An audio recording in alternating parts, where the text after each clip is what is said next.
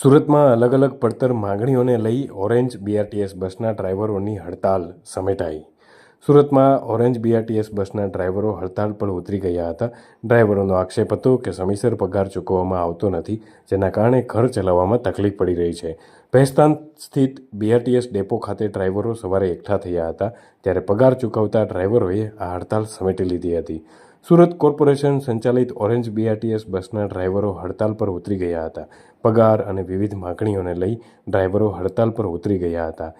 ESIC કપાય છે પણ કાર્ડ નથી અપાતા. પીએફ કપાય છે પણ કોન્ટ્રાક્ટ નંબર નથી અપાતા. કોન્ટ્રાક્ટરનો હુકમ છે કે અકસ્માત કરશો તો નુકસાની ડ્રાઈવરને ભોગવવાની રહેશે.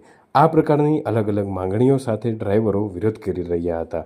ડ્રાઈવરોએ કેટલાક રૂટ પર ઓરેન્જ બસ બંધ કરી હતી, જે હવેથી ફરીથી રાબેતા મુજબ શરૂ કરવામાં આવી છે. ડ્રાઈવરો હડતાલ પર ઉતરતા મુસાફરોને તકલીફ પડી રહી હતી. સાથે સાથે મુસાફરોને ખાનગી વાહનોનો સહારો લેવો પડ્યો હતો. તો એક જગ્યાએથી બીજી જગ્યાએ જવા માટે સુરતીઓ બીઆરટીએસ બસનો સહારો લેતા હોય છે. ત્યારે ડ્રાઈવરોનું કહેવું છે કે અમારી માંગ સંતોષાશે નહીં તો આગામી સમયમાં હડતાલ ફરીથી યથાવત રહેશે. સુરત મહાનગરપાલિકા દ્વારા માસ ટ્રાન્સપોર્ટેશન માટે અલગ અલગ એજન્સીના નામે બસ દળવા માટેનું કામ શરૂ થાય છે. કંપની અને ડ્રાઈવર કંડક્ટરો વચ્ચે સતત કોઈને કોઈ મુદ્દે માથાકૂટ થતી રહે છે, જેની સીધી અસર સુરતની પ્રજા ઉપર થાય છે. સુરત મહાનગરપાલિકા સંચાલિત બસ સેવાના સંચાલકો ડ્રાઈવરોને નક્કી કરેલો પગાર ન અપાતા અચાનક જ બીઆરટીએસ બસના 140 જેટલા ડ્રાઈવરો આજે હડતાલ પર ઉતરી ગયા હતા.